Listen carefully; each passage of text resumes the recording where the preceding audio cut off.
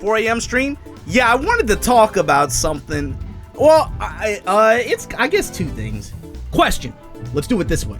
How many of you guys have paid attention at all to the Capcom Pro Tour the past 2 to 3 years? You know, I haven't really paid too close attention to Capcom Pro Tour the past 2 years, just because obviously, you know, Corona affected the way a lot of the tours go down. It affected the way, like, competitive infrastructure for our games and our scenes work. You know, a lot of offline events were not able to be held in a consistent fashion over the past 2 to 3 years, but now we've kind of entered a phase where slowly but surely a lot of events have started to come back. So it got me thinking, like, okay, so everybody knows this game, the $1 million game, right? You got to play Street Fighter 6. You got to give yourself a shot at winning that milli just for winning Capcom Pro Tour, right? I'll be honest with you, when this was first announced, it kind of surprised me, because if you've been paying attention to videos where I talk about Street Fighter on this channel for a while now, I've kind of had the working theory just from my experience with the game, you know, just behind the scenes stuff. I feel like Capcom does not give a shit about Capcom Pro Tour, personally. I was really surprised they even put that much money on the game to begin with. But now that I'm seeing this, this is the official Capcom Pro Tour website. Let me ask you a question. What do you know about the Capcom Pro Tour right now outside of the prize pool? I'll wait. No one is talking about the actual competition. No one is talking about the events. No one's talking about the calendar. The conversation is completely dominated by $1 million prize pool and, like, hitbox SOCD shit, which I don't care about. They dropped this announcement with all the information for Capcom Pro Tour 2023, but it doesn't really say anything, to be honest with you. And let's go on this journey together, right? Start out like this. Let's just read about: join the greatest Street Fighter 6 players in the world as they battle for a spot in the World Finals at Capcom Cup X. Largest prize pool in the history of CPT. Grand prize for Capcom X will be $1 million, with the overall prize pool being more than $2 million. Take a look at this image here. Online Premier, Offline Premier, World Warrior, Last Chance Qualifier makes 48 players. First of all, that's a lot of fucking players for the end. I have to imagine 48 players. That sounds like a lot for a, you know, weekend kind of event where every match is going to be streamed, double elimination, blah, blah, blah, blah. But then I have to remember, these assholes are going to run this shit over the course of a week. So the question then is, what is an online premiere? Online premiere, online 1v1 tournaments held in 18 regions worldwide. So let's do the math real quick. 48 spots, right? 18 come from net play, auto quals. So these are net play events that are going to be in certain regions that are one and dones. You win the tournament, you're in. So there's 30 spots left to account for, right? Offline Premier. Now this one's worded in a really weird way. It says 3 offline 1v1 tournaments, including the EVO Championship Series. So that means 3 events. EVO, 2 other events that are offline, big offline tournaments.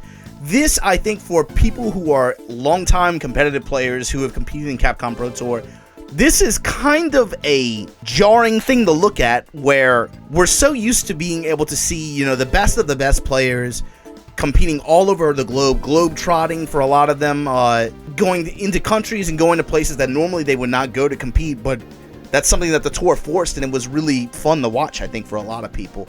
Although, you know, it has its negatives too, right? It's can be exhausting, I think, for players. Burnout was a real thing. But then also the price point of being able to travel and compete like that is obviously, that's not something everyone can do, right? But depending on your perspective on this, if you want to see the best of the best go at it, seeing them compete at offline events like that, it's hard to compare to. Look at what we have with online premieres, where there's not that much screen time. It's not that there's necessarily that much at offlines anyway, but it's just a different atmosphere and a different feeling, and it does more for being able to tell a story, in my opinion. So the big thing is, EVO, I was talking about this with No Pants, and we came to the conclusion, they're probably going to do one of these at TGS, is what I'm thinking. So there's the net play auto qual, 18 spots, right? 3 spots from EVO, TGS, and some random event. So you're at 21 spots, right? We have 27 left to account for. World Warrior spots. So I think for people who have mostly been checked out of CPT stuff from Street Fighter V for the past few years, this is probably the one that will be the most hard to understand, I think. Just because it's a little, it's worded weirdly on the website. This, to my understanding, is more or less going to be like the dojo system, if you're familiar with Tekken World Tour, where they use community events from certain regions, and they use that to create a ranking leaderboard for that respective region.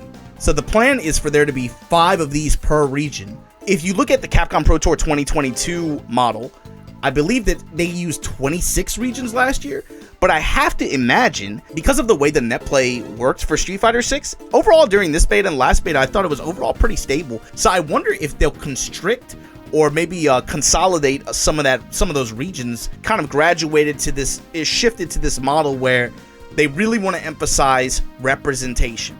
It's not about the best who can going out and traveling, getting results. There's this leaderboard. If you were this consistent, you're in.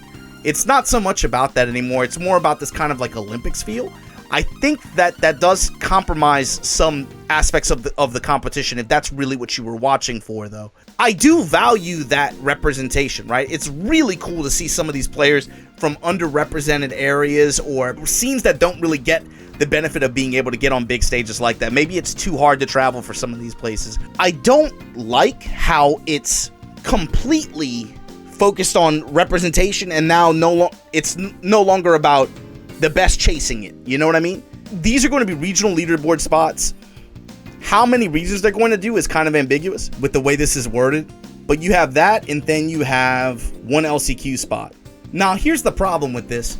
I had to bust out a notepad, we had to do some quick work, and we still don't have all the answers. We had 22 spots accounted for. It's not really clear on the website how many spots are coming from the World Warrior qualifications, how many regions they're going to be doing. Is it going to be a more consolidated region amount? You know, it's a bunch of question marks. This shit starts in 3 weeks. I'd expect this from like the Arc World Tour, not the leader, the prime, the Capcom Pro Tour, right? This Pro Tour has $2 million in prize pool. I had to get on the website. I still don't know how this shit fucking works. And it leads me to the elephant in the room, is that while I appreciate the prize money being put on this competition, I look forward to seeing how it goes down, regardless of whatever controversies and everything, you know, all the bullshit that we've been talking about recently. Elephant in the room, this tour is ass. It makes no sense, bro. It's anti-hype. It kills the hype. I'm not saying I'm not excited for it, but can we be honest here, bro? This shit is ass. I'm gonna be honest with you, man. Just speaking from the hip, it feels like the people who are in charge of this don't really care about it. It feels like I was really surprised they even put that much money on it to begin with. But with the way that this tour is structured, I just don't know, man. It just doesn't really speak to me in the same way. When you have this overemphasis on one concept in a way to where you soft cap and in some ways punish players for living in a region with a stronger scene, that to me, I'm like, is this what the World Tour was about?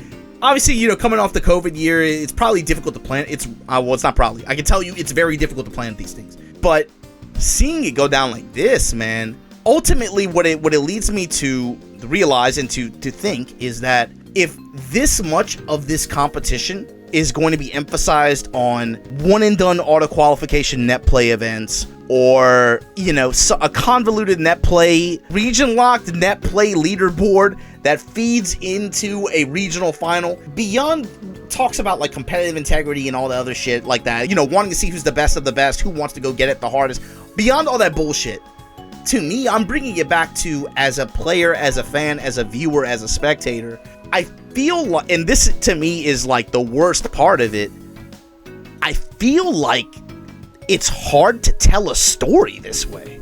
Part of the fun from before, even if you didn't play the game, was watching along with the tour and seeing the development, seeing like who went where, who was able to get in there, you know, who was able to finally overcome somebody that they've been losing to in bracket for a while. You don't really get that anymore. Some players are punished for maybe coming from a scene that doesn't have as many opportunities, or some players are punished for coming from a scene.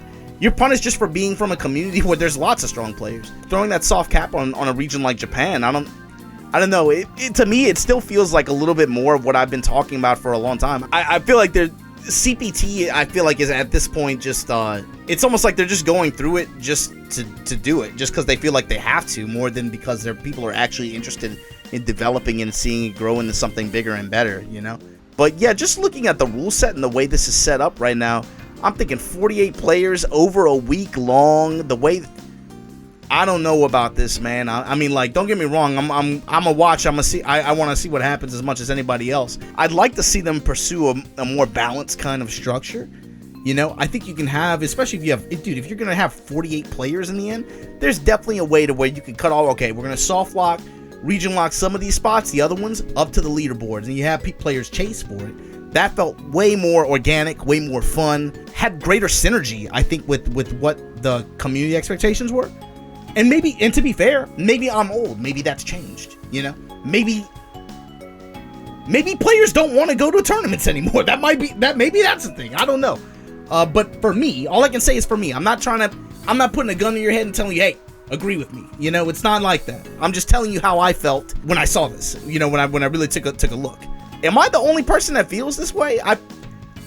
I can't be, right? Like, this is hard to get hyped to, is my thing. Am I tripping? Am I bugging? Did anybody else, like, it can't be just me, I'm thinking. What do you guys think about this shit? Holla at me in the comments below.